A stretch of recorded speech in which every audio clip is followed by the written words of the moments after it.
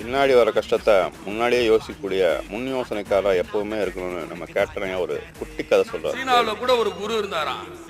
ஆன்மீகத்தை வளர்க்கணும்னு சொல்றதுக்காக அவர் 12 சீடர்களை கூப்பிட்டுக்கிட்டு போனாராம். அப்போ ஒரு சீடர், எல்லா சீடர்களும் சின்ன சின்ன பொருளா கையில் எடுத்து வச்சுக்கிட்டானா. ஒரே ஒருத்தர் மாத்திரம் ரொம்ப பெருசா தலையில தூக்கி வச்சானா. குரு பார்த்து சிரிச்சாரா. எல்லா சீடர்களும் கிண்டல் பண்ணாங்க. ஏன்டா நாங்களே இவ்வளவு சிறுசா எடுத்து, நீ ஏன்டா இவ்வளவு பெருசா எடுத்துக்கிட்டு. ஆனா தூக்கி வச்சதுனால எல்லாமே சாப்பாடு போட்டணும். அந்த சாப்பாடு போட்டதை தூக்கிட்டு மாட்டு வந்திருக்கான். காலையில எல்லாம் சுற்றுப்பயணம் முடிச்சுட்டு மத்தியானம் உட்காந்துருக்காங்க. சாப்பிட பாதி பட்டணத்தை கொடுத்தா, ராத்திரி கொடுத்துட்டான். மறுநாள் காலையில மீதி உள்ளதை கொடுத்துட்டு ஹாயா இருந்தான். அப்ப சீடர் சொன்னாரு, பாருங்க நீங்க எதையுமே எடுக்கும் பொழுது கஷ்டம் கஷ்டம்னு நினைச்சு தூக்காம போட்டீங்க. ஆனா பரவாயில்ல, அந்த கஷ்டத்தை நான் தாங்கி வர, பின்னாடி எனக்கு நல்லது நடக்க போகுதுன்னு சொல்லி முன்னாடி அவன் கஷ்டத்தை ஏத்துக்கிட்டானே. அதனால அதைப்படிதான் நீங்களும் உங்க வாழ்க்கையில எதையுமே கஷ்டம் கஷ்டம் நினைக்காதீங்க.